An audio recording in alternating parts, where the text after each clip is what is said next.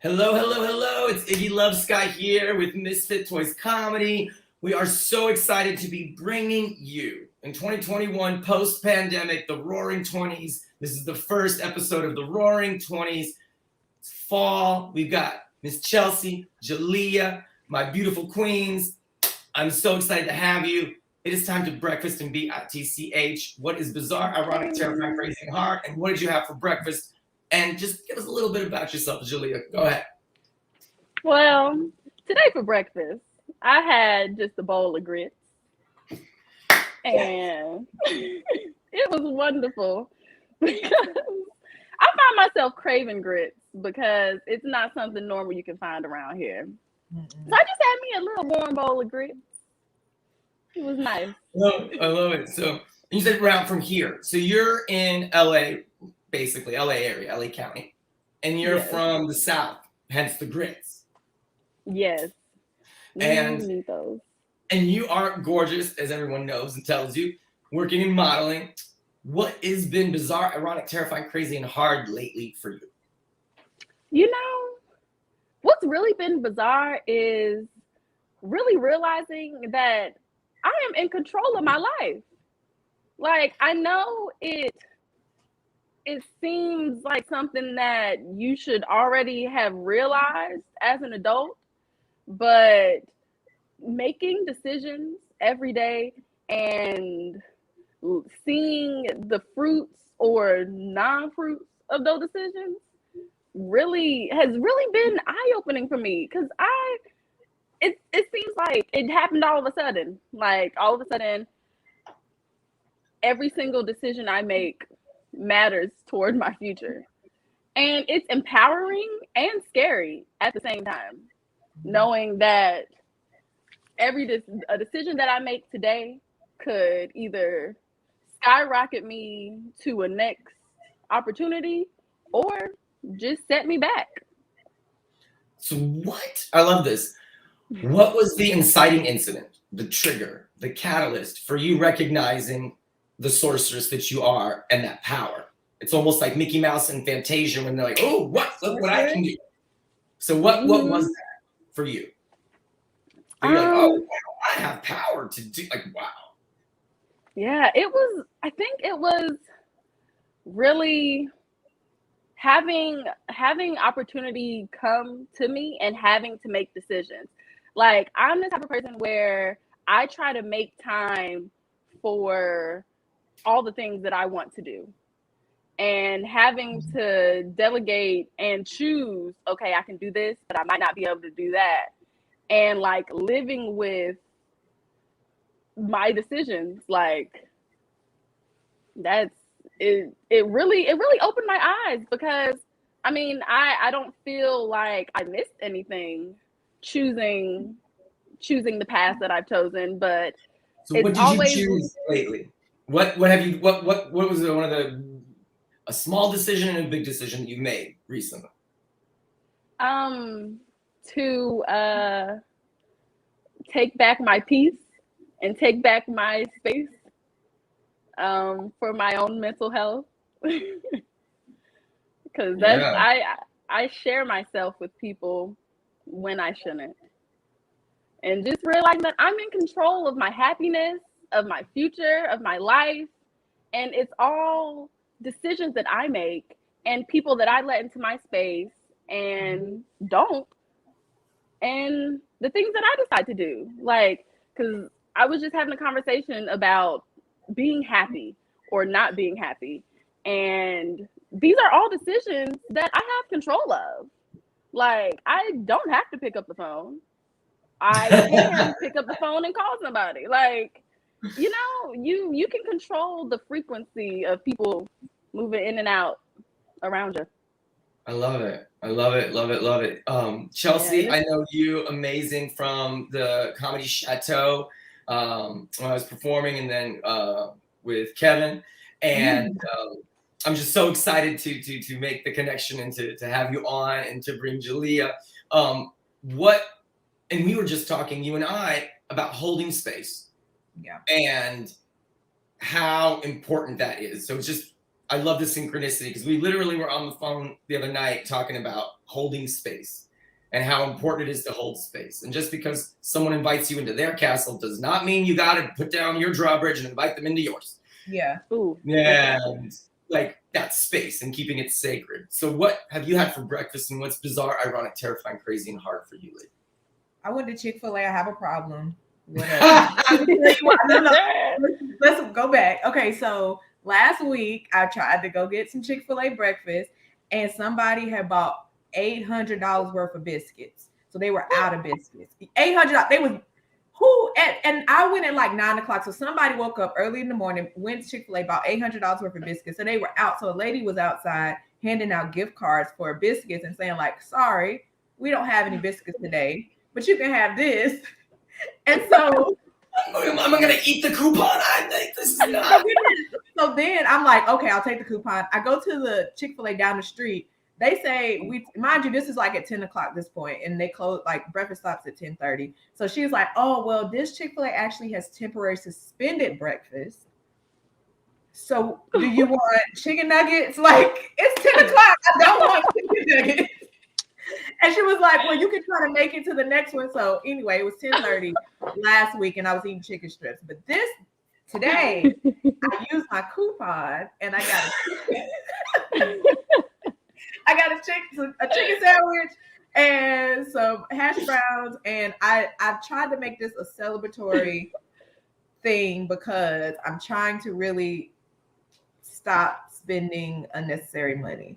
Like, I'm really like, instead of Chick-fil-A, I should have cooked at home. So I keep saying that, but I mean, this was the celebratory because I only spent $1 because I only paid for the hash browns and I got orange juice at home. So I was like, you know what? I'm gonna just get the biscuit and I'm gonna go home and I'm gonna get my free biscuit, pay for this hash brown, and go get me some orange juice. And that's what I did. And I took a nap. Oh my gosh, I'm sorry, it's not stereotypical. It's like these black queens from the South come up to LA. Where are my biscuits and grits? Okay. Biscuits. That's problem. Where? I love it. We're from so we also have done Supermarket Sweep together, which is, that show. Amazing. Yeah, we did the. Oh my God, I'm so jealous. Tell us about Supermarket Sweep. Well, Jaleah invited me as her guest, and so our team name was Team Biscuit, and it was because, of course, like you said, from the South, like we eat biscuits. Like biscuit is like a staple. Like you can have it for breakfast, you can have it for dinner, you can have it whatever, and then like it's just a staple, So yeah, you need it with everything. Yeah. So Team Biscuit. Yeah. I love it. Literally, look, Jaleah in the corner. It's literally Team Biscuit. We live, we back. Day. Look, we didn't win. To all our fans, we tried. Okay. Thank y'all for cheering for us.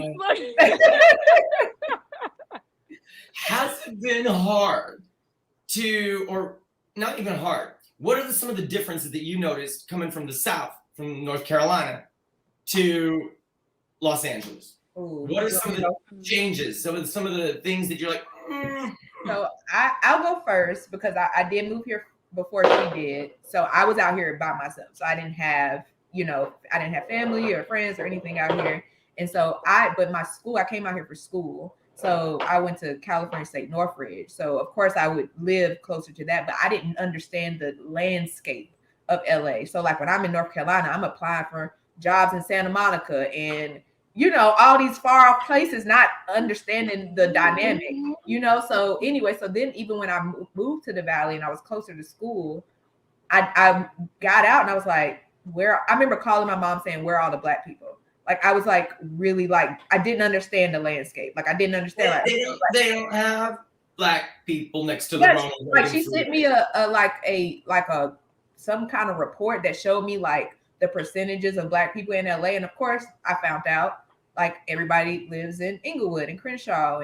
And so, so that was a big culture shock for me because that's not how I grew up. I mean, the South isn't segregated, and it's like official. The South is crazy segregated, at least the clubs.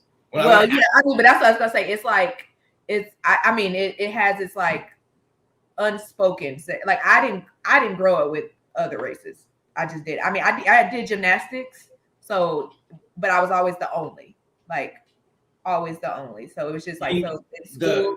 The token, like the yeah. I mean, it was like my dad was the black coach, the only black coach, pretty much. I was his daughter. The only. Yeah, I mean, but the gymnast, right? The only the one, whatever. But so moving here, it really like made me think like, wow, I don't have the social skills that I thought I did to interact with a melting pot. Like LA is a melting pot. Like so that was something that I just had to learn about and understand how, it's different here. It's just different. See, I don't call it a melting pot. I call it a salad. Yeah. Because they're not really mixing. Yeah. Like, I'm a crouton. I'm like, yes, you are crunchy and stale. You are not a tomato. I'm a tomato. Like, they're very independent and very outspoken, but they're not. They kind of blend. It's more like a big salad to me than it is like a melting pot, like fondue, where like there's very few places where I feel like people really kind of mesh and the cultures, they're like, Glendale, we're Romanian, we're this, and every like little pockets of, but they're not integrated. Is what I was, it's not integrated as much as it could be. And people tend to just stick with what they know, what they are, and what is similar, and that makes them comfortable. And I've always I personally enjoy other cultures, and I lived all over the world, and I grew up. I was the only white Jew in the black neighborhood for almost all my adolescence, my childhood till I was 14. And it was funny. I remember when we moved to the white neighborhood, and my neighbors, thank God, they were the onlys in the white neighborhood. And I go over there and I was like, Leslie, you're the only black kids up in here. And she's like, you're not black. Like, what? But I have salt and pepper tickets. Front row. He's like, front row. I was like, and Jade's opening. Don't walk. Where's like, boy, you black AF. You a black adjacent fool. I'm black, you adjacent, you my neighbor, and you a fool. You black adjacent fool. Oh my Lord. I was just like, put me in my place. I was like, I'm black adjacent. Fool. Got it. Okay. Yeah. Thank you, Leslie. So you work in modeling, which is it borders on entertainment. It touches, and it's like modeling to me is like the line between fashion and entertainment. It's that and Chelsie, you are also in entertainment and in comedy, amongst other things. What is it like? What is it like for someone who doesn't know, who's thinking about, oh, I'm gonna come out to LA, I'm gonna be a model, I'm gonna be a comedian? What would you tell them if there was someone who was aspiring to come out to LA and be in that industry? What would you tell them? I tell them that it's not easy and buckle up, because you about to hustle hard. Like, especially moving, if you were to move to LA is not a nice city. It's nice to stay here, but I would say it's hard to get into. It's evil. Evil. I'm sorry, if you love LA, it's evil. I went on the cruise ship, the little gay cruise. And anytime someone was nasty, they're like, she probably from LA. It was like, and this is in the Mediterranean. All the countries, all the cities, all over the world, everyone was like, LA. Like, anytime someone was acting poorly or being, and not I tell people that, like, what my advice when people ask me about it, I usually tell them, like, get your mind and your money right. Like, because LA is going to break you.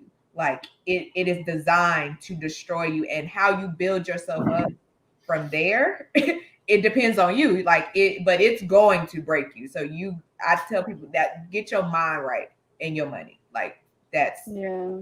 like seriously, because I feel like that LA broke me, and I know my best friend, and I'm sorry I don't want to speak for you, but you know, from all of my friend groups, we've all had low key, we have a trauma bond. Like, you know, like this, like when you move here, you have your core and you confide in them and tell them what you're going through, and they can be like, you're not alone. You know, you grow in that, but then you have people who grow in negative ways. You have people who grow in positive ways. You know what I mean? And it's all a journey. I mean, I also like to compare it to Disneyland. Okay, let's hear this. I want to hear this. I was in traffic one day and I was just like, you know what? Because I was getting fed up and I was just over the traffic. I was over everything. And I was just like, but I'm going to ride all these rides. Like, I done bought this ticket. I'm going to ride every ride. I'm going to get what I want to get out of LA. Like, I know that the lines are getting long and I'm ready to go and the food ain't nasty. Like, it's like when you've been in an amusement park too long and you're ready to go, but you haven't rode all the rides. So but I done paid this money. I done invested. I'm gonna ride. I'm gonna get what I want out of LA. But you gotta have the right mindset. Like, you gotta find your purpose, because if you don't have a purpose to be here, you're not gonna last. You gotta have a reason to be out here. When did you move to LA? I moved in 2016. Okay, and you, Jaleah? I moved in 2018. Okay, and you've survived the pandemic. LA got hit hard. Girl. I mean, I lived in LA for 18 years.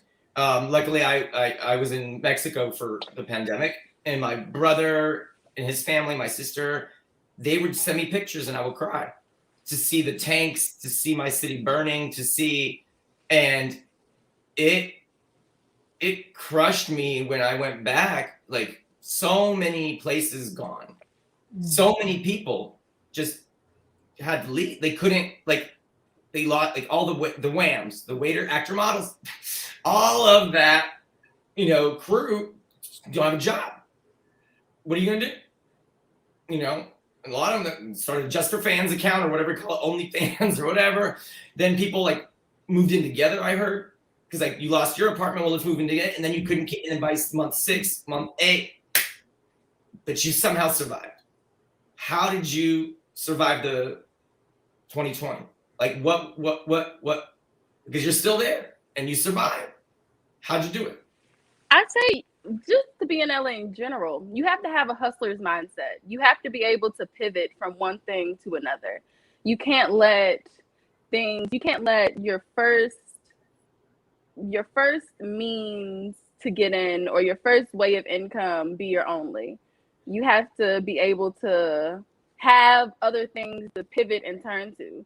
For example, when the pandemic hit, I started selling custom shirts out of my house. I bought a printing press and bought about maybe 200 shirts and started doing custom shirts, because I will not have these years of struggling be wiped away by no pandemic. If we wanted a custom shirt, can we order it online? Do you have a website, or how do we find these shirts? Oh, I was doing it through word of mouth. I was hitting up people who had brands, seeing if they needed custom shirts. I did it. I did everything through Instagram, hand to mouth, hand to hand. She even made us custom pajamas for our other best friend's wedding, and made the bride a very beautiful robe. So like, it's solid. Yeah. I'm glad. I want to see some. I'm gonna. What's your Instagram, Jaleah? My Instagram is get_wild R. Get wild R. Yes. And then just wild, and then the letter R. Yes. It's like my last name, but no E.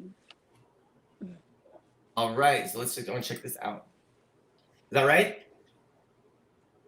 Yes, that's me. Perfect. So when you're watching, you want to check out the shirts, slide in on her DM, get yourself a custom shirt on Get Wild R. Done. I'm going to check it out. I love it. What was your side hustle, Chelsie? So I was fortunate enough to be in my fellowship. So I graduated in 2019. And so my fellowship was actually supposed to end. It was only supposed to be a year.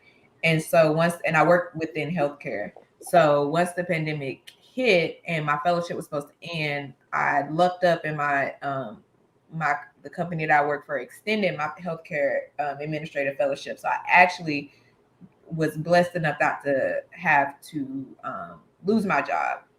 But what was amazing though, that we shifted from going in the office where I was driving from Tarzana all the way to downtown LA every day, that whole thing, to now working from home. And that opened up a whole new like amount of time to focus on what I wanted to do. Like that, I feel like that was what the pandemic gave to me, that I never thought. I didn't know how badly I needed the break, like the moment to just like the world to stop. Like I remember saying to God plenty of times in the universe, of what people believe, but just like I need a break. Like I need a break. Like I'm a high achieving person, so like there's not much that I haven't accomplished. There hasn't been anything that I've set my mind to that I haven't been able to do.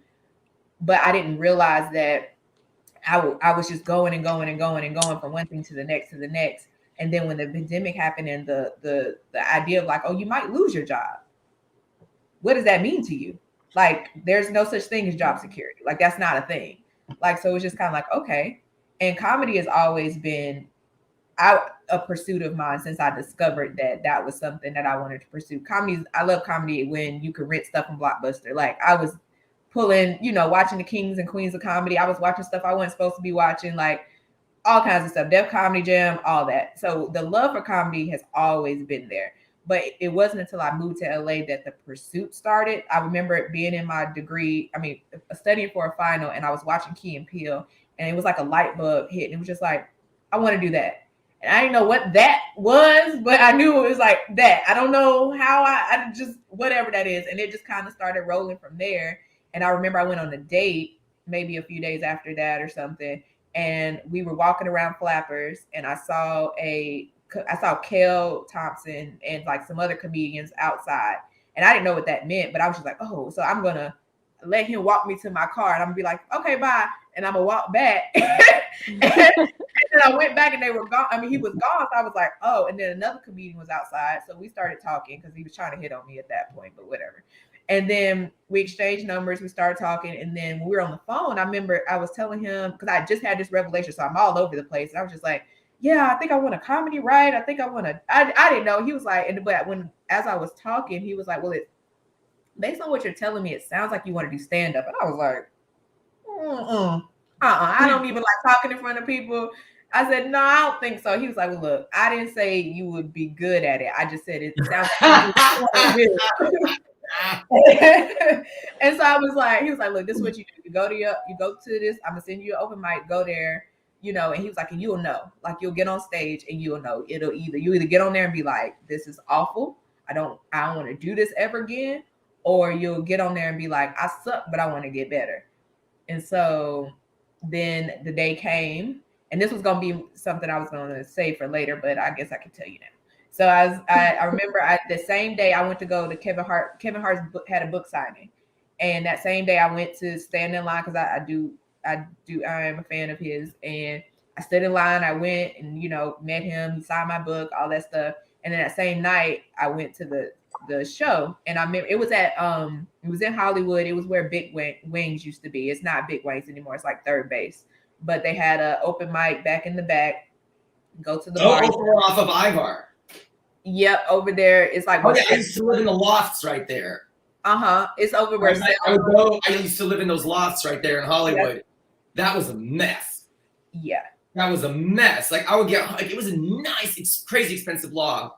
And I would like come home, go up because the elevator was taking forever. I get in the stairwell. People like shooting up in the stairwell. I'm like, oh yeah, Hollywood. I'm paying $4,000 a month, and you, what the hell? And I called them this. It was just like in the morning. It was a mess. It was a mess. I used to live in Hollywood too, so it is that. But I remember sitting in the car for a real long time, like a really long time, like just like And the advice he gave, because I was like, what am I supposed to say? He was like, you know the story that you tell every dude you date, and you know that it's like a funny story. He was like, just go up there and tell the story. Just tell that story. Like, because you know where it's funny. You tell the story all the time. Just go up there and tell the story. And so I'm in the car, like, what am I going to say? What story I want to tell? I sat in the car for a long time. I even got out, and I was like, nah, I'm going to go back sit in the car. And then I just tell a story. That's all. Yeah, and so I went inside, and I was like, I sat in there before I like even decided I wanted to sign up, because I was like, I just observed. And as I was sitting there, because I wasn't gonna do it, I punked out. I was like, I'm just going there and look, maybe next time. And I sat there and I was looking at these comedians, or and I was just like, I can do that. Like, what is this? So I was like, okay. So I went to go sign up, and I asked the lady. I remember saying like, so like, if I don't want to do it, it's fine, right? Like, like this is like, I have to do it. And she was like, yeah, no, you're fine. So they called my name. I got up there and was awful. I told the story, but I mean, maybe one or two people laughed. I don't know.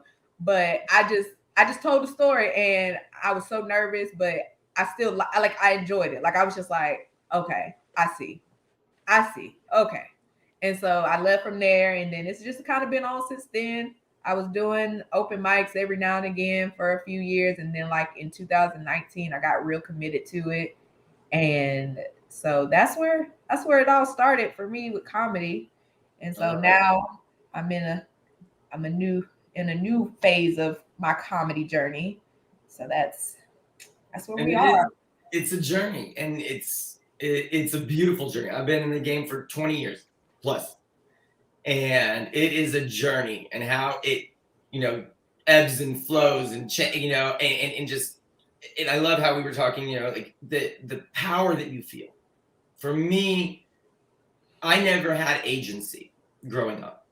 I was forced to do this, be this, I was never allowed to do anything. And then I was constantly beat up and tortured, either by my father, by the kids at school, by like on the regular. And I just never felt like I had control, like you were saying. And then the aha moment of control for me was being on stage. It was the one time in my life that I'm in control. You're going to laugh now, quiet, cry, get awkward, super awkward, sit down. And I like this with the audience, and then you're going to do exactly what I want, when I want, how I want it. Now pay me. Now pay me. Yeah. And to me, that was like, it was, and then I could tell the stories about things that really hurt me in the past and reclaim my truth, and I talk about transformative comedy. For me, comedy is as a higher purpose. And for the first time, I was able to replace that trauma with that moment of pride and joy and acceptance and applause and laughter. And so comedy to me is that. It is reclaiming yourself. And I love it. And that's what it means to me. And that's why we connect so well, Iggy, because I feel that way. Like, I knew that comedy wasn't just the surface, like what you see. It's so much more. It is. Have you ever been on stage, Jaleah? As a comedian? Mm-hmm. I've been on stage as many things, but not as a comedian.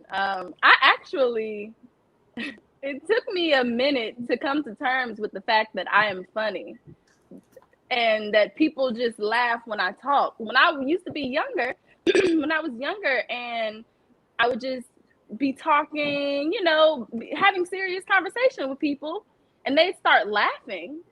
That used to hurt my feelings really bad. And I couldn't understand why people were laughing when I was talking. So it went from I love the way you're talking, and it makes me laugh. I just love the inflection and I understand why people are laughing when I'm talking. I'm like, now I'm laughing. It's just like, it's so adorable, and I'm like, I just want to it's like I just want to. Yeah, so I couldn't understand. So for a while in middle school, I actually stopped talking because I was like, I ain't gonna laugh now. I'm just not gonna say nothing. How about now? But that didn't last very long. So No. it's just I just had to talk to my mom about it because people really are not gonna keep laughing at me. It's just not going to continue. So she just had to tell me that sometimes the way you say things make people laugh, and you shouldn't be hurt by that. Jelly, I So didn't know that. I feel like that's literally the same, like, mirrored experience. Like, I had that same. I just couldn't understand. Like, I'm dead serious, y'all, and they would just laugh, and I just assumed that you were making fun of me, not that right, I am yeah, actually, like you said, Iggy. Like, I'm controlling you in a sense. Like, I'm making you laugh because me being me. It's just funny. I'm a funny person. Like, I have a talent, and I didn't realize it was a talent. Everybody don't have that, but I thought you was making fun of me because. What are you laughing about? I'm serious. okay. Like, I'm not playing. Right, exactly. Like, and I used to try to, I don't know, make people not laugh while I was talking. Like take me seriously. Come on. But yeah, I've never been on stage as a comedian. I see. You know what? You can ask Chelsie. I would love to work with you if you want. And literally, in an afternoon, you could go rock it and crush, and just crush. And it's all about your specific. What is your truth? And getting real, honest, unapologetic, but specific. Not like yellow or green chartreuse. Not just any blue cerulean. Not pink fuchsia. But getting that specific. And if you can get that specific and do it quickly, you can't, it's like poetry, like haiku. A couple words. It's really, comedy is just poetry. People don't understand that. A lot of young comedians, they get up on stage and like, you're like Anna Karenina. You're like it's like no. It's a haiku. It's supposed to be poetry. Verbal simplicity with emotional complexity, and based in your truth. And it's just poetry. And when you get on stage and you speak that, people connect and they laugh because they say, "I see myself. Oh, I get that. Oh yeah, that's me. Oh my God, that's myself." And that connection is so powerful. So powerful. Julia, if you had to perform in a verbal, like a performative space, what would you want to do? Like, if it's not stand up, if it is, or not, what would you want to do? If you had to get on the stage and do something, like act, improv, host. Oh, I would, let's see. I would definitely want to host, I believe. I could see myself like hosting an award show or something. I see that too.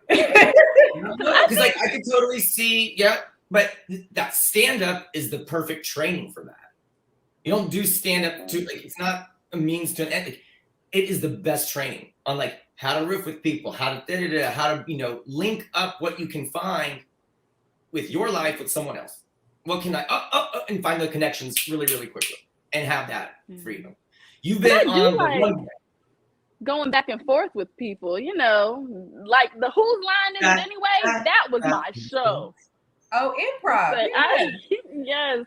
Like improv. And I love, like, you remember in school where we had to give presentations with the PowerPoint? That was my thing. Everybody sit down and listen real quick. Let me teach y'all something. My favorite class. I love being in front of people. Oh, yes. I was like, show and tell. I was like, I gotta bring something and gotta talk about it, and y'all have to sit. And it's so it when I'm holding. You can't touch it. And it's so interesting because me and you, Iggy, were talking about how different comedians are. Like, for me, I'm more introverted. And that's not to say I'm not funny, but like it's just different. Like, it's so, and like you guys are really extroverted. Like, it's just so, like, comedy, you could be a comedian and you could do anything. Like, anybody can be a comedian if that is, yes, you're funny. If you don't know, anybody can be a comedian if they have the guts to speak their truth. The worst thing that I hear with I want to be funny. I'm like, no, it's the wrong goal. Comedians like, oh, I want to be like, if you're trying to be funny, you're trying. Don't be funny. Be honest. Just be honest. And it's so hard for people to get. I'm like, don't try. Just be honest. I don't need no clowny thing. It's not it. Just be honest. Yeah. Get up there and be like, I done ate Chipotle before my set. Never gonna do that again. Yeah, boy, did I get that? Never gonna do that. That just being brutally honest is really all it. That's the hardest thing. But that's, if you can be honest, you can do comedy. You know what? That might be the therapy that the baby middle schooler in me needs. Because I honestly think that I might have internalized that and still haven't worked through it, I guess. Because sometimes I honestly think that people are against me for no reason. And I think it stems from people laughing at me in middle school and me not understanding that, them thinking I'm funny and not thinking that they're making fun of me. I think that would be good therapy. Going up on stage and just telling y'all how I feel about my life. Next time I go to an open mic, I'm gonna call you. But before you go, before you get up on that stage, and I was telling to Chelsie, do it for yourself. Right. Hit record. Do it for you. And then watch it. Because if you can't watch it, we can't either. If you can't sit through your own set, your own material, your own words, why on earth do you expect us to do it? Yeah. You can't even sit and watch yourself. You gonna force us to? But if you watch it and you're like, oh my God, that NPC, not for public consumption, we're gonna just keep that private. But that, oh my God, that was brilliant. I'm gonna take that up on stage. Oh, that was good. Okay. Just work it out at home and then put it on stage. There's nothing more painful than someone getting up there for the first time. And then I'm like, I'm not getting paid enough to be your therapist. Like, actually, like, this is not cute. This is really awkward. I don't think, like, you need to see a doctor. And that's the art of comedy. To handle this. And that's the art of comedy. Like, everybody thinks they can be a comedian until you realize that you have to transfer that trauma into something better. Like, work it out at home. Yeah.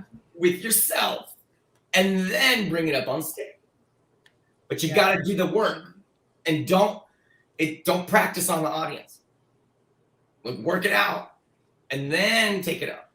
But and it shows, and it's also disrespectful. It's like it's just disrespectful to the audience. Like, we done paid for a nanny, paid for parking, paid for drinks, done a thing, showed up, drove 2 hours from Tarzana to put in. And you're going to practice on me and treat me like you're a therapist and not pay me? And it's just disrespectful, is how I see it. I don't know. What do you think, Chelsie? Because you work in the comedy club. You see it. How do you feel about that?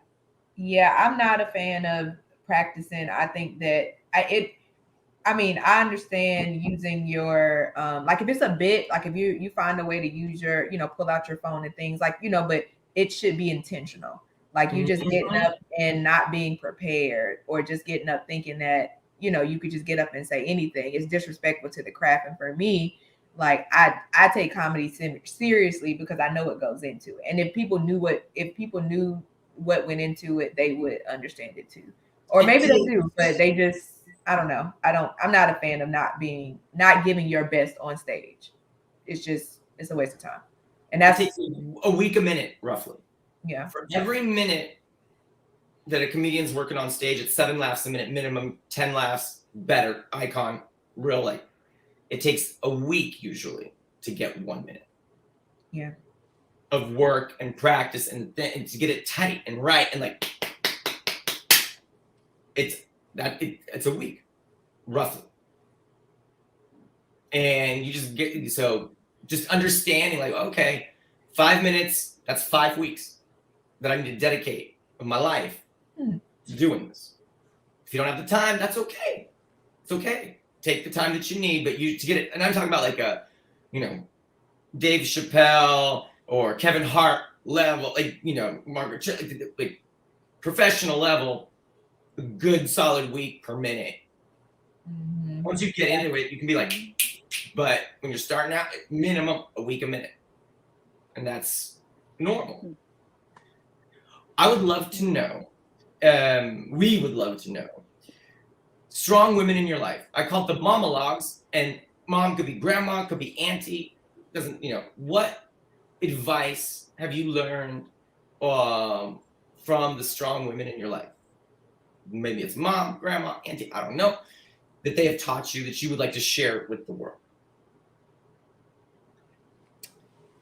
Well, one lesson that I keep with me constantly from my mom is keep going. You have no excuse to stop ever. You have no excuse to stop trying. You have no excuse to quit. Keep going no matter what. I'm tired. I'm tired. My mama don't care if you're tired. She don't care if your legs hurt. She don't care if you got something in your eye. It don't matter. It does not matter. Tell well, you got a few stories, but tell the crab leg joke. I mean, not joke story, but tell about how you learn. Oh, wait a minute. Oh, no. Look at that. I'm like, oh, look, crab leg. Crab people. Taste like crab. Talk like people. Come on. So, my mom, one year at our family reunion, my family brought in a basket of crabs, right? Everybody grab your crabs. All right, cool. I didn't know how to crack crabs at the time, and everyone else did, so they were eating.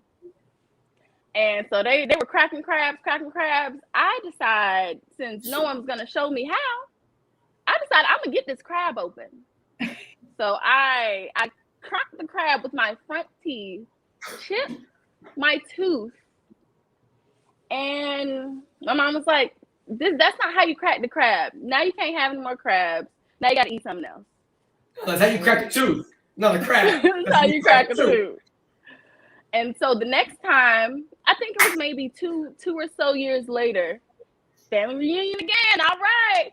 Brought in the basket of crabs. I still don't know how to crack crabs at this point. If the basket of crabs comes in, it's time to eat. There's no time for teaching, no time for nothing. The crabs are here. It's time to eat. So I still didn't know how to crack crabs. And what did I do? Hit it again with my tooth, crack my tooth again, and had to eat something else again. But I know how to eat crabs now. How many cracked teeth does a cracked crab need to get cracked with the cracked tooth before you learn better, girl? Like, come on now. But it made me think about that story because, like, your mom is like, you gonna figure it out. Like, you know what I mean? Like I came to be there to teach you everything all the time. So however you got to learn the lesson. I'm here for you. I'm gonna get you the new tooth. We're gonna fix the tooth. But you don't know how to crack this crab. And then another time, so we ran track together, and I remember this was my very first track meet ever. Oh, speaking of track, let's see this track suit. This is like this Missy Elliott moment. Can we stand up, Julie? I want to see the turn. Like, this is legit. Like, I want to see. Oh yeah. Yes. More, please. Yes, bitch. Do the battle walk. All right. I see you. Yes. Okay. But very first track meet ever, right? So the 4x4 is the last race of the meet, the finale. Everybody's excited, everybody's cheering. It's amazing. So I'm a freshman in high school, and I'm the anchor, which means the last leg of the 4x4. This is a lot of pressure. I'm a 9th grader, first meet ever, and y'all gonna put me the fastest leg. So the third leg gets the baton. I'm scared. At this point, I am shaking. I don't know what to do. We're like neck and neck.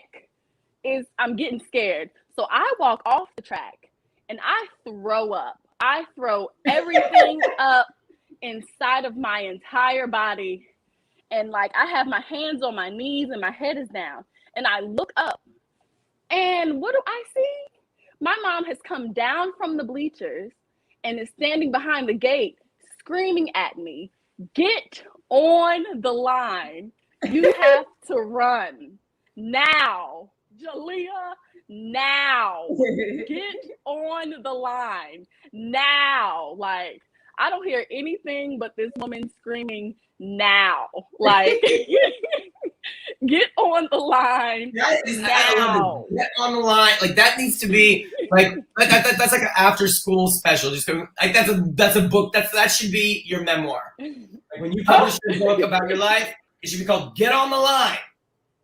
Mom. Yeah. Get on the line. Like, that is the motto. That is the boom. Get on the line. Like, I love it. Like, I think that encompasses so much of what you stand for. Get on the line. Get on. I love it. I absolutely love it. I love it. I love it. I love it. Yeah. Chelsie, So she doesn't want to what piece of advice have you received from the strong women in your life? Me. Yeah. I would say my mom for sure. And I would say that my mom taught me through her actions that she's not swayed. She doesn't allow her character to be swayed. Like, there's nothing that you can do or say that's going to make her not be who she is. Like, she really like for example, my mom's the type that's like going to walk out in her curlers and her robe or whatever she feels like she wants to do. And you're not finna judge her. She don't care. You know what I mean? Like, she knows she could get dressed up and be that person and in the room, or she can not, and she's still that person in the room. Like, she's going to be kind. And she taught me, I think that I remember one time I asked her about like, why are you so nice to people? Like, not to, but not, you know, just, she's just really kind. Like, she doesn't like whether people treat her the way she doesn't allow how people treat her to affect how she treats them. And I've seen it throughout my whole life with her. It could never wrap the, because, you know, we're give me an example. Give us an example. Like, where were you like, oh wow, where she got treated in one way, did not let it affect her, let it pass through, and was still, you know, or let's say that, and this is like an ongoing thing. She's somebody that would, well, let's say this. I'll use myself as an example. My mom calls me every day, and this is people gonna judge me or whatever. My mom calls me every day. I'm not the most social person when I'm like in my space. Sometimes I answer, sometimes I don't. Sometimes I need the kind of what you were saying, Jaleah. Because sometimes I just need to, because sometimes she don't want nothing. She just want to talk, ask how my dog is doing. And, you know, whatever. Like, she wanted, you know, she was like, I didn't want nothing. I was just calling. Like, you know, sometimes she's like, Mom, we just talked earlier today. But she always is consistently going to be my mom. Like, whether I answer that text message, that FaceTime, that call, she's gonna call tomorrow. Like, you know what I mean? Like, she said, I'm your mom. I'm going to check on you. Like, I care. And she doesn't, but like, let's say the tables were turned and it was me and somebody else. You don't answer my phone call after 3 times. I ain't calling you no more. Like, I done text you, called you, text you, left you a voicemail. You ain't calling me back. Okay, you must not want to talk. Like, and it's just like, she, you know, I think about that all the time. Like, I'm just like, I have so many voicemails and things, you know, and it just because she leaves a message, she wants you to know, like, you know, I know you're busy, or I know this, just give me a call. This your mom. Like, I don't have, you know, call ID, but it's your mom. You know, so she and I remember one time I asked her, and I was just like, why are you like that? Pretty much, like, you don't get swayed by other people. And she just like, I know who I am. Like, I'm not, you know, I may have feelings about something, but I'm not going to allow it to change me or shift me and make me somebody that I'm not. So, yeah. So I pride myself, I think, on being authentic in that way, you know, as well. So, yeah, I would say that. I noticed right when I walked in, I was like, I'm like, this is someone spectacular. This is someone like this. I was like right away. Right away. Like I walked into the club and I was just like, she's the real deal. Like she's the real deal. I appreciate that.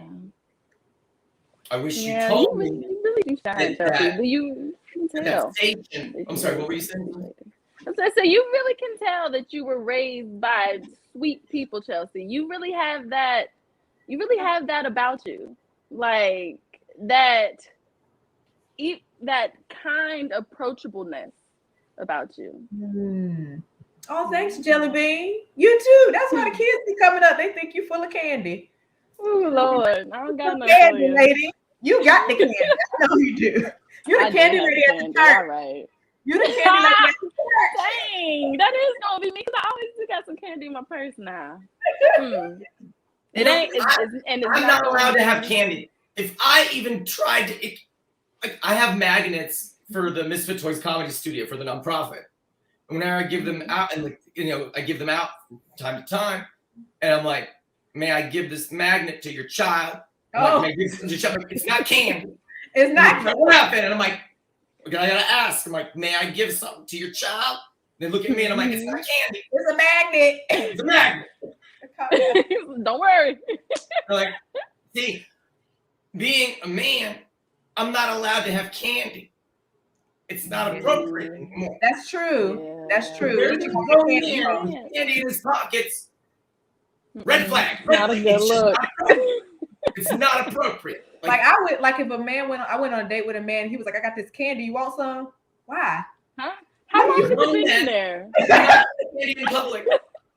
I've been knowing a man for a long time. He put some candy out his pocket. I'm gonna have a problem. Like, first of all, it's too hot. The pocket is. Date's over. Put some like Pop Rocks in it. Date's over. Some Skittles in it. Date's over. Like, they're not allowed to eat candy in public no more. We can't have candy. Like I gotta eat candy in private. I can't eat candy in public. And it's true. It's true. Like I know better. Like if someone sees me eating candy in public, they just look at me like I'm like they just give that side eye, and I'm like I'm just. You see that video where the guys like shake the candy and then they throw it in their mouth? Because they don't want you to know it's candy. They just like, ain't nobody about to judge me. Oh my gosh.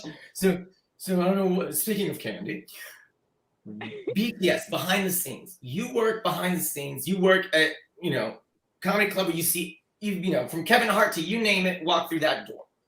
What, you don't have to name names, but what are some of the behind the scenes? Give us the tea, the secret tea of like what really happened. And this is people watching all over the world. And everyone is dying to know like what really goes on at the comedy club. What really happened? Like what's what are some of the things and same thing with fashion as well. Like what goes on like in the dressing and behind I don't know.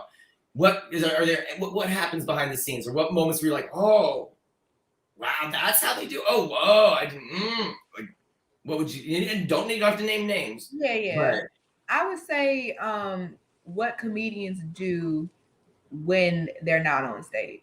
Like when you're sitting there as an audience member, you're just looking at the comedian on the stage. You have no clue that like what these comedians have to do in the back, whether and how different they are. Like so, like I remember one time, I was at the bar getting drinks to deliver to whoever, and I just observed the lobby area, and it was like all the comedians were just sitting in there, and it was all men, and I was just like, are all y'all perform? Is this like if you weren't here, what would you be doing? Like, you know what I mean? Like they're just in, like, are all y'all here? Y'all just chilling here? Like y'all just having a good time? Like, and like you said, people just come to the comedy club just to come. So it's just like a whole bunch of comedians just hanging out in one space.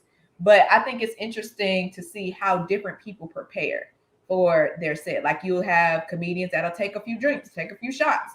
Some people are like me. I feel like my memory isn't the best, so I need to have all these brain cells working. You know what I mean? I have, comedians like the example that you told me, like you go outside to, just to have a fresh air, and you look over and you see a mom dealing with her child locked in the car, and you take that, get on stage, and the audience has no clue that that just happened. You know what I mean? Unless you tell them. But I told them, they still didn't believe me.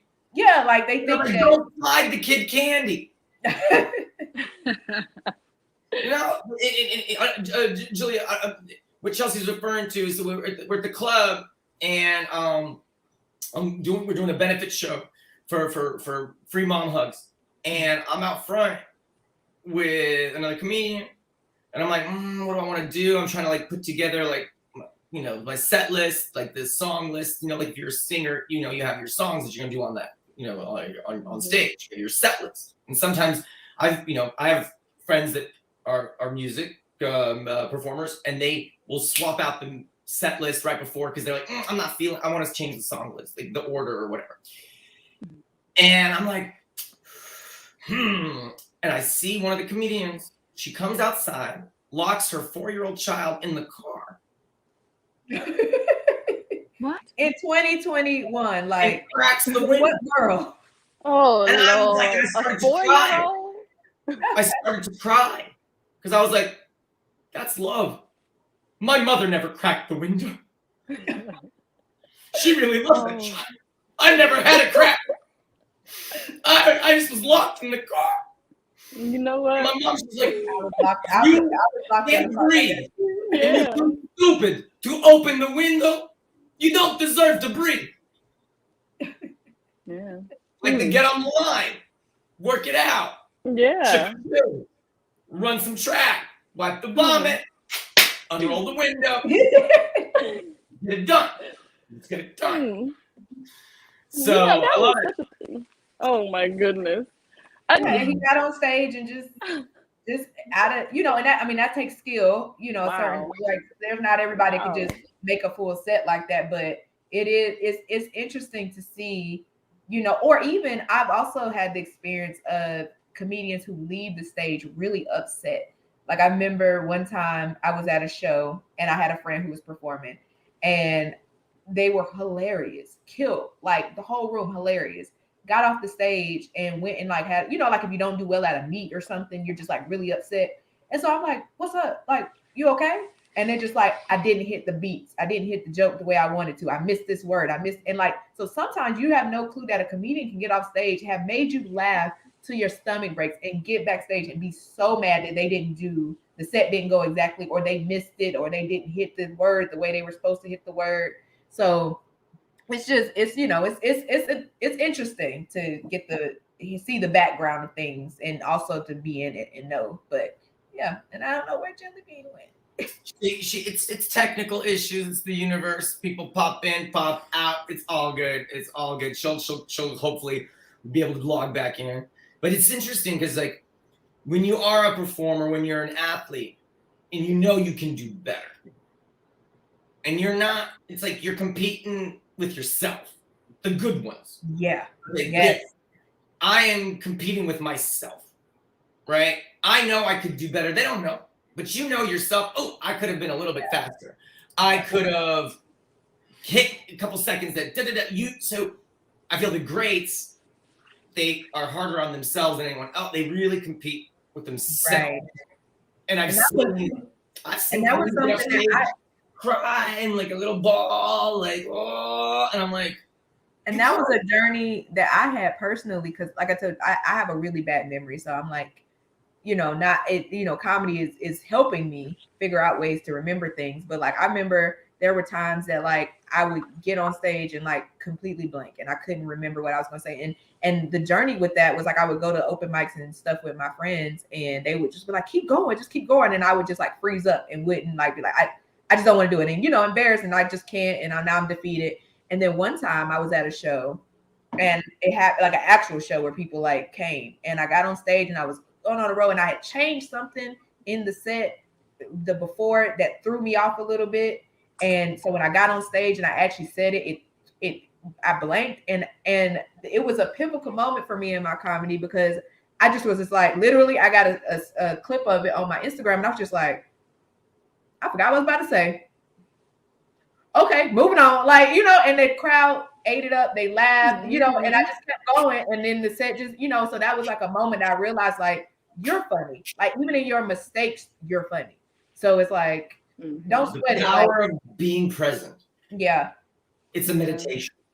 Yeah. I am high octane. I come in hot. I know. Comedy is the one that not only is it empowering, and not only can it help me reclaim my traumas and transform those, it also helps me be present and really be in the moment, listening and react, like just being in the moment, not in my head. Not it's again when I'm on stage, I'm in the moment. It's in it. So I'm like, oh, when they call it being in the flow or in the zen and the thing, you know, yoga. I don't put me in a closed up fart box with a bunch of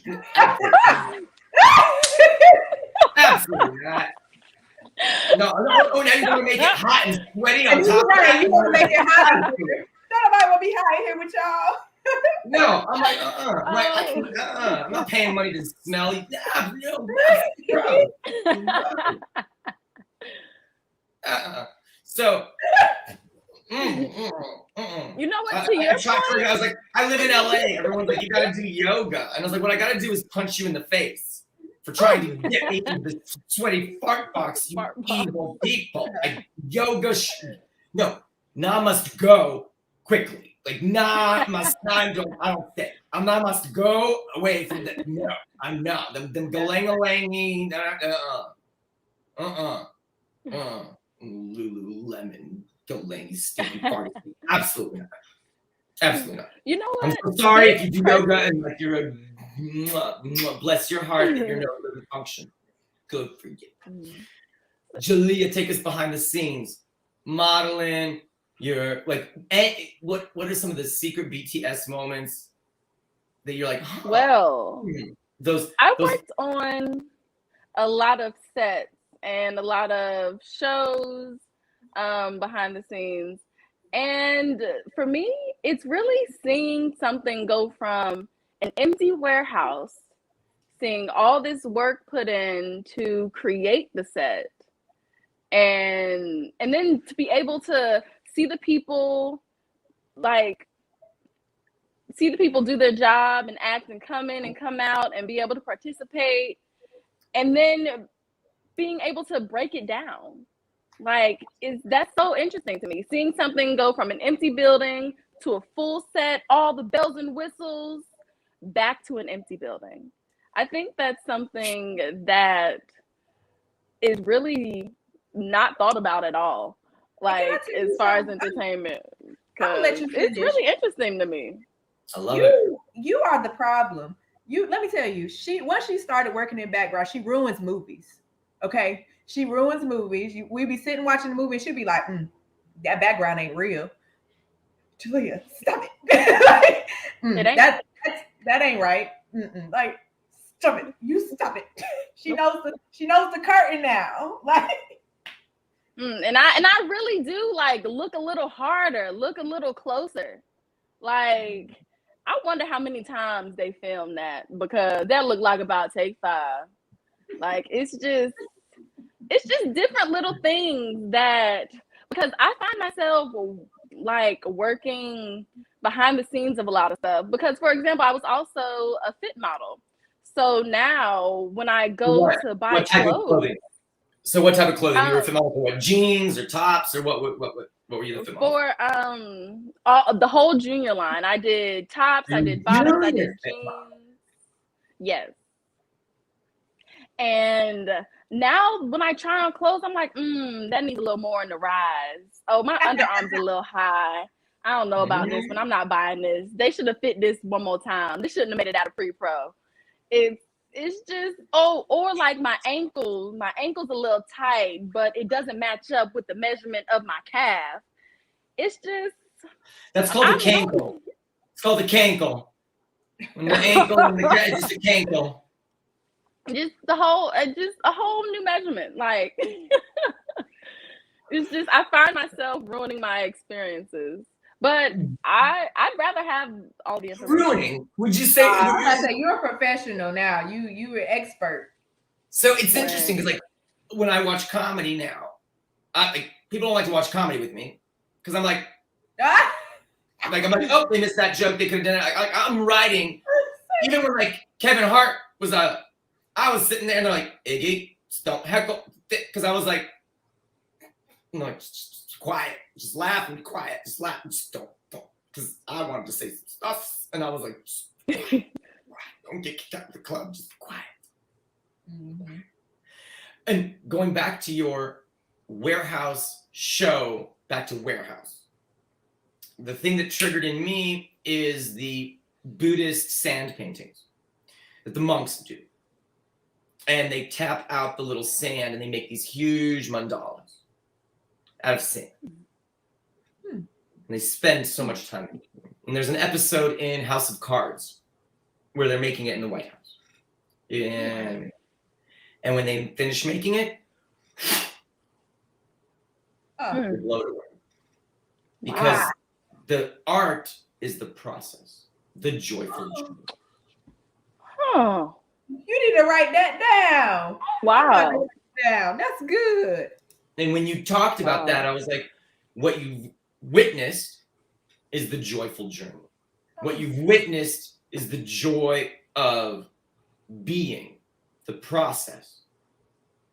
And that stood out. And you witnessed, most people don't witness that, and most people don't notice that. And the fact that you found, of all of the BTS experiences, you found the beauty in the process. Yeah. And I think that was just really beautiful in and of itself. That you noticed that, commented on it, and that's what stuck with you of those experiences. And I think that more people need to revel in the beauty of the process. Yeah, because speaking on what you were saying, working on being present, that's something that I have been consciously working on this year. Not being so focused on what I should be doing next, or what I should be doing now, or what should I be working on in this moment.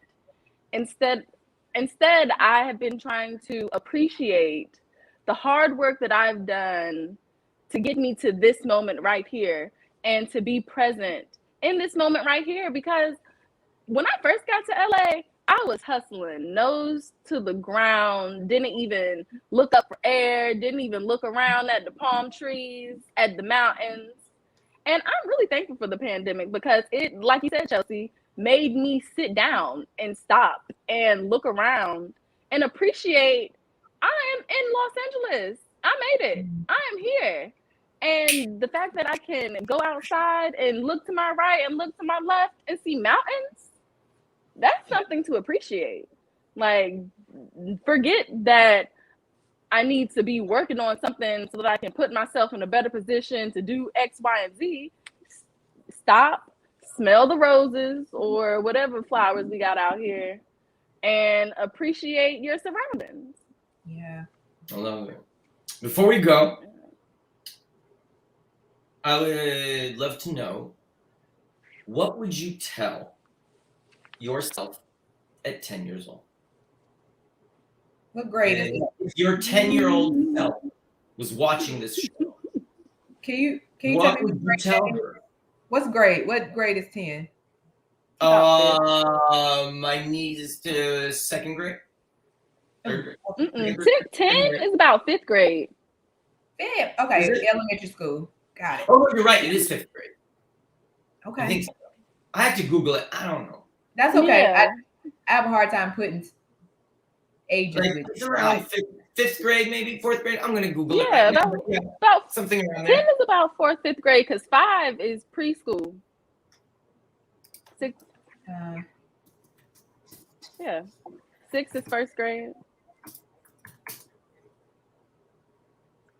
So Yeah, what would you think? That's what I love. I'm like, I can just Google. Like, I grew up. Where I had to go to this thing called a library. If I wanted to know something, I had to walk miles to a building with books. And then I had to pull open a drawer full of little index cards and go through to then take the little decimal number and jot it on a little piece of, and then go Now I'm just like, what? And I can just yell it and it talks to me and tells me. It's amazing. Yes. Yeah. The children, I mean anyone under 30, the children don't appreciate. And I get really pissed with ignorance today. Because there's no excuse. No excuse. That's a fact. You just yell at the little box and it tells you, you want to know how to make a nuclear reactor out of a potato? Ask. It'll show you. Yep. You're like, what language did they speak in? No excuse. Ask the box. Walk into my fist or ask the box. But those are your two choices. Annoys me. Grade 5. Thank you, Google. Just makes me so upset because I have patience for ignorance. I don't have patience for indifference. If you don't have if you're too lazy, there's no excuse today not to know. Everything is there for you. It's just because you don't want to. And that's gross. The fact that you are complacent in your ignorance, that's gross. That's indifference. Little kids, they didn't know, they don't know. But nowadays, there's no excuse. All the knowledge is in your hand. What's your excuse? Don't have one. Get online. Get online. Get on the line. That's it. I don't know how y'all parents was. Ask the box. I don't know how your parents was, but every time I would ask my mom to spell something, she'd be like, go get the dictionary. But that would make me mad because if I knew how to spell it, how am I supposed to find a dictionary? But now we gonna be the ones that's gonna be like, go get online. You can figure it out. Go get on the internet. Siri. You don't even you just yell it out loud. People have these boxes. Yeah, I got where it just listens to you. The Alexa, Schmexa, whatever. The creepy deaky box. I don't have one in my house. It freaks me out. Like, I don't have why one. would you put a box in your house that listens to you all the time and records everything? Freaky. Anyways, I ain't gonna lie. I love my Google. It comes through. I digress. I'm too paranoid. I'm gonna tell you, my dog is alive today because of Google. I asked her, "Can my dog have this? Can my dog?" That's what when the FBI be looking at my stuff, they're gonna be like, "Oh, this bitch love her dog because she want to make sure he don't." I didn't know dogs couldn't have grapes. Dogs can't have grapes. It's acidic. Oh no, they can't have things with skin on it. That's good to know. Well, that's what they told me. The box told me no, so I didn't give it no grapes. So dogs can't have chicken? They can have chicken, but the bones, if they're not a big dog and they're like a little dog, the way that the chicken bones break and splinter can poke their thing. But the big dogs, the little ones. But what would you tell your 5th grade selves? What would you tell the queens in training? Now that you have arrived and you've done made it, I like that. What would you tell as a queen to your, I don't like the word princess, but a queen in training? What would you tell your QIT? I would tell her that you are extraordinary by design. And the word extraordinary for me is just a big word. Like it's I got it tatted on me. Like I really connect with that word. And it's bigger to me than just being, it's like you're not ordinary. You're special, like who you are. And no matter what you go through, what you may think, what you're in, the world may tell you, like you have something special. And it's for a bigger reason. It might, and you will find out. Just hold on, girl. Like, you're gonna go through some stuff, but don't let anybody don't stop believing that you're extraordinary. Like, because you're bigger than your circumstance. Like it might, you gonna become a teenager and then you're gonna become a 20-year-old and blah, blah, blah. But into all of that, you are extraordinary, extraordinary, extraordinary. That's what I would tell her. Yeah. I love it. Well, I tell my little baby queen self that first of all, I'd give her a hug. I'd look her dead in her face and give her a hug. Just give a big old tight hug. And I tell her to go for everything. Do the things that you want to do. And do not ask people for any type of confirmation, because people do not understand what you see. People cannot see what you see, and asking people for confirmation is only going to hurt your little baby feelings. So believe in yourself, do what you want to do, and don't ask anybody for anything. Except to crack your crabs. Yeah, you gotta crack. Ask for help when it comes to crabs. Everything else, do you? Right. Anything else, you do, but them crabs, you need some help. Oh my gosh. This has been an amazing hour of power. Thank you both so much. I'm like tearing up. I'm getting all like, I'm like, oh my gosh. It's beautiful. Thank you so much. Everybody who's watching, we love you. See you next time. Bye. Bye. Bye.